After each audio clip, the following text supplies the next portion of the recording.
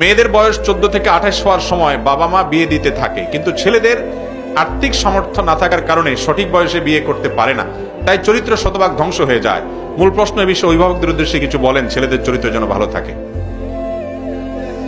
এই প্রশ্ন সব জায়গায় যেখানে যাই যুবকরা এই প্রশ্নের আপনার বন্যা ছুটায় দেয় এমন একটা অবস্থা।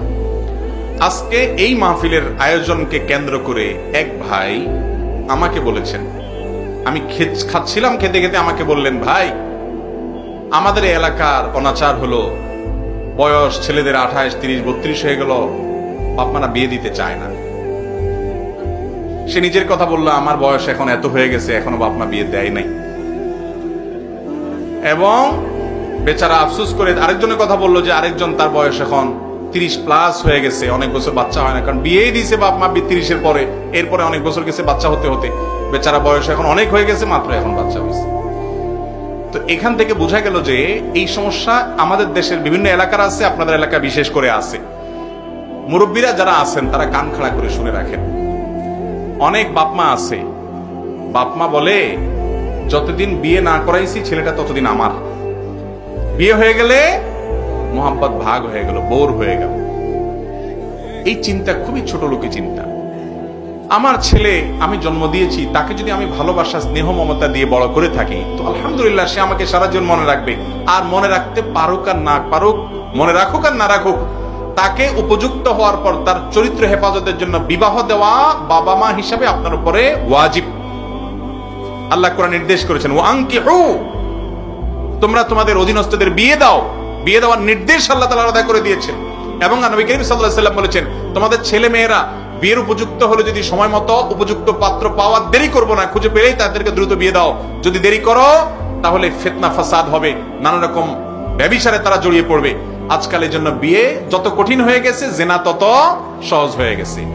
যেই বাপ মার অবহেলার কারণে ছেলে তলে তলে জেনা করবে, খারাপ সম্পর্ক করবে, হারামের দিকে যাবে, মেয়ে খারাপের দিকে যাবে, বাপ মা এর দায়ভার বহন করতে হবে। যদি তার ওই ছেলের উপার্জন খাবে, মেয়ের উপার্জন খাবে চাকরি দিয়া, বা বিভিন্ন রকমের লোভ লালসার কারণে বা দুনিয়াবি কারণে সে যদি ছেলে মেয়ের বিয়ে দেরিতে দেয়, আমি সবসময় বলি চাচা মিয়ারা শুনে রাখেন, আপনারা বেশিরভাগ কিন্তু কম বয়সে বিয়ে করেছেন। আগের যুগের মানুষরা, আগের যুগের মুরব্বীরা সব কম বয়সে বিয়ে করতো। আমাদের দাদা দাদি নানা নানি, আমাদের বয়সের যারা আছেন, আরো যারা মুরব্বীরা আছেন, খবর নিয়ে দেখেন, এনারা সবাই বেশিরভাগই দেখবেন যে অল্প বয়সে বিয়ে করছে। আপনাদের আমলে এত অল্প বয়সে বিয়ে করার দরকার ছিল না, তখন আরো পরে দিলেও চলতো। এখন যে ফিতনার সয়লাব, চাচা আপনি জানেন না যে ফিতনার মধ্যে আপনার ছেলে হাবুডুবু খাচ্ছে, যে ফিতনার মধ্যে আপনার মেয়ে হাবুডুবু খাচ্ছে। এদেরকে বাঁচানোর জন্য বিয়ের কোনো বিকল্প নেই। অতএব তাদেরকে বিয়ে দিতে আগ্রহী হন, অগ্রসর হন। বিয়ে দিলে লাভ হবে, লস হবে না ইনশাআল্লাহ। লেট ম্যারেজ বা দেরিতে বিয়ে, এটা বহুবিধ ক্ষতির কারণ। বাচ্চা হতে অসুবিধা হয়, তারপরে যে আপনার বাচ্চা মানুষ করতে অসুবিধা হয়। আমি তো প্রায় সময় বলি, ভাই উপযুক্ত বয়স হয়েছেন, যুবকরা ঠিক ঠিক না বলে কামাই রোজগার শুরু করেন। শুধু কেবল ঠিক ঠিক বলবেন আর পয়সা কামায় দান্দা নাই, শুধু বলবেন হুজুর ফতোয়া দেন আর বাপে বিয়ে করে দেখ, আমিও বোঝা আর বউটা এনে বোঝা করি বাপের উপরে, সেটাও তো চলবে না, এক হাতে তালি বাজবে না। তো আপনারা উপার্জন করার চেষ্টা করেন, আর মুরব্বীরা আপনাদের সাথে সবটুকু দিয়ে ভর্তুকি দিয়ে হলেও ছেলের বিয়ে করার দেরি করিয়েন না। বাবারা, সিরিয়াস কথা, জেনার গুনাহ ভয়াবহ গুনাহ। আপনি জানেনও না আপনার ছেলে কত দিকে জড়িয়ে যাচ্ছে, কত গুনাহে জড়িয়ে যাচ্ছে। আল্লাহ আমাদের মুরব্বীদের বোঝার তৌফিক দান করুন। এই এলাকাতে বিশেষ করে এই রোগ বিশেষভাবে আছে, সেজন্য আরো গুরুত্ব দিয়ে বললাম, বাবারা এটা খেয়াল করবেন, ছেলে মেয়েকে বুড়া করে বিয়ে দিবেন না।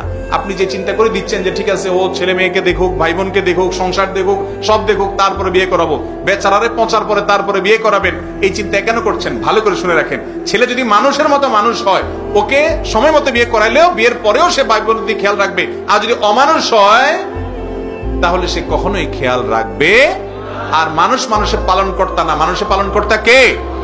অতএব ও আপনাকে খাওয়াইলে খাবেন, না খাওয়াইলে খাবেন না এমন না, আপনার রব আপনাকে পালবে। রবের প্রতি বিশ্বাস রাখবেন ইনশাআল্লাহ।